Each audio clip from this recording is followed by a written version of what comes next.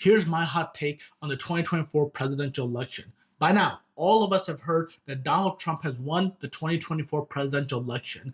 Last night at 11 o'clock Central Time, I called Pennsylvania and I said that Donald Trump was going to win the election, which is exactly what ended up happening. What are the ramifications of this? Number one, my brothers and sisters, let's be honest. Donald Trump did not win because of Gaza. Many of those people in the uncommitted movement are going to be online on the internet saying that Donald Trump won because of Gaza, because of the Muslim community. That's just frankly not the case. And the reality is that the Muslim community has had very limited impact on that. Of course, this was a factor, but that wasn't the biggest factor. In fact, just look at Texas. Texas has hundreds of thousands of Muslims. It has Omar Suleiman, Yasser Qadhi, and so many other of those who are part of the uncommitted movement. And at the end of the day, Dr. Jill Stein, she barely won 80,000 plus votes. If you look at 2016, she won 71,000 votes in Texas, and that's before anybody in our community supported her. So at the most, we were able to change it by 10,000 votes out of millions of votes for Trump and Kamala. In addition to that, in 2016, she won 0.8% of the total votes, and 2024, she is now at 0.7%. So as a percentage, she's actually gone down. This is a time to be humble, to really think about our political power and our ability to organize and realize we are not getting in the right direction. We have a lot more growth to do.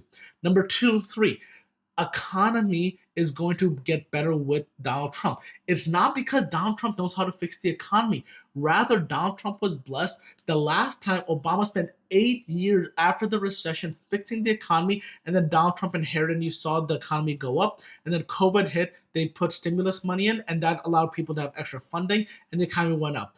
And then, of course, with that, that created inflation in the economy that Biden and the Democrats had to fix, so they got the bad end of that stick. And now Trump is coming in during the strongest economy in U.S. history, for especially in the Western world.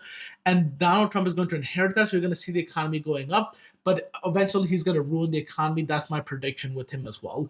Number four, Donald Trump is going to be the greatest ally for Israel. Yes, the Democrats supported Israel. They supported arming Israel. They supported funding the genocide in Israel. Donald Trump is going to probably do the exact same thing.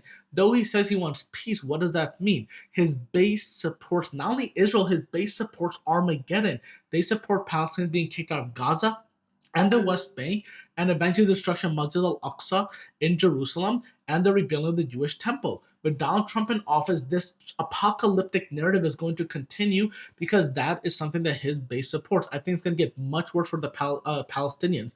But in the long term, because Donald Trump supports Israel so overtly, those who hate Donald Trump are going to now start supporting the Palestinian cause more, which is going to elevate us here. Thing that happens is done by Allah subhanahu wa ta'ala. At the end of the day, Allah subhanahu wa ta'ala has a bigger plan for world politics, for the world stage, who'll be in power, how things will impact each other and his people, the Muslims, and how they'll unite and create a new order in the future. All of this is part of Allah subhanahu wa ta'ala's plan. And reality is that Donald Trump is going to break down institutions in the United States. Donald Trump is going to break down democracy in the United States. Donald Trump is going to hold on to power and create a situation in which America is not going to be as democratic, or its institutions are going to be weakened as time goes on. This is a reality and a fact. That doesn't mean I don't like him or I do like him. It's just a matter of fact that institutions are going to break down the United States, and that is what helps lead to instability long term and fascism, some might say as well, though maybe that term might be a bit harsh, at least at this point right now. Ultimately, Allah subhanahu wa ta'ala's goal is likely going to be to weaken the United States, and Donald Trump is a tool that's going to be utilized in order to accomplish that goal. Number six, the Democrats have run a terrible campaign. They have taken advantage of the people that have historically supported them. They have talked out of both ends of their mouth. People don't trust the Democratic Party, especially on the presidential level, and that is a result of Gaza. But in general, the Democrats are just not understanding. See, Donald Trump, what makes him great is that he always goes to his base and supports his base and becomes more radical with that time goes on. The Democrats are trying to play the centrist game, this game that has never worked because they continue to alienate their base, making it not a movement on why you should vote Democrat. It's rather why you should not vote for the other party. And that is a losing factor.